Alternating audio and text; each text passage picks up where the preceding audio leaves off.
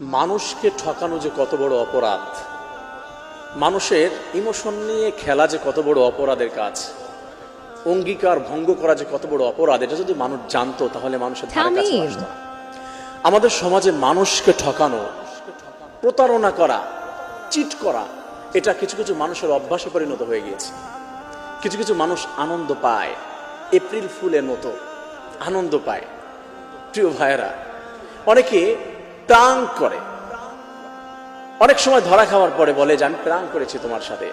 Please মানুষের emotion নিয়ে খেলবেন না, মানুষকে ধোঁকা দিবেন না, কারণ ধোঁকা দিতে দিতে যদি একবার মানুষের মনটা ভেঙে ফেলেন না, জোড়া লাগাতে পারবেন না। আর এই ধোঁকাকে আল্লাহ তাআলা নিষেধ করে দিয়েছে। রাসূল সাল্লাল্লাহু আলাইহি ওয়াসাল্লাম বলছেন, মান ওয়াশা ফালাইসা মিন্না, যে মানুষকে ধোঁকা দেয় সে আমার দলের অন্তর্ভুক্ত হতে পারে না, সে আমার উম্মত হতে পারে না, সে আমার সঙ্গে জান্নাতে যেতে পারে না, সে আমার সঙ্গে জান্নাতের সুঘ্রাণ পেতে পারে না। আল্লাহ তাআলা বলছে যে মানুষকে ধোঁকা দেয়, মানুষকে ঠকায়, হাসরের ময়দানে আমি আল্লাহ তাআলা তাকে ঠকাবো, আমি তার জান্নাতটাকে কেড়ে নিব, তাকে দিয়ে দেবো যাকে ঠকিয়েছিল। অতএব আমরা যারা মানুষকে ঠকাচ্ছি, আমরা আনন্দ পাচ্ছি ক্ষণিকের, তবে মানুষকে ঠকাবেন না।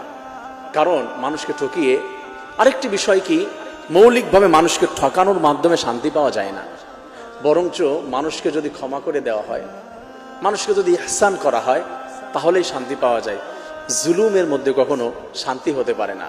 এজন্য আসুন আমরা মানুষকে ঠকানোর থেকে দূরে থাকি। কষ্ট দিয়েন না মানুষকে, আঘাত দিয়েন না অন্তরে, তাহলে আল্লাহ তাআলা আপনার পাশে থাকবে। একটা মানুষকে ইহসান করেন, তাহলে আল্লাহ তাআলা আপনাকে উত্তম প্রতিদান দিবে। আল্লাহ তাআলা তো বলছেন, ইন্নাল্লাহা ইয়া'মুরু বিল আদলি ওয়াল ইহসান, মানুষকে ইহসান করা আমি আল্লাহ রাব্বুল আলামিন আদেশ করে দিয়েছি, নির্দেশ করেছি। এটা সৃষ্টিকর্তার নির্দেশ। আর আপনি কি করছেন? তার এগেইনস্টে গিয়ে আপনি মানুষকে ঠকাচ্ছেন, ধোঁকা দিচ্ছেন। আসুন ধোঁকা থেকে ফিরে আসুন। আল্লাহ তাআলা আমাদের সবাইকে তার আদেশ নিষেধ মেনে চলার তৌফিক দান করুন, সাকসেসফুল বানিয়ে দিন।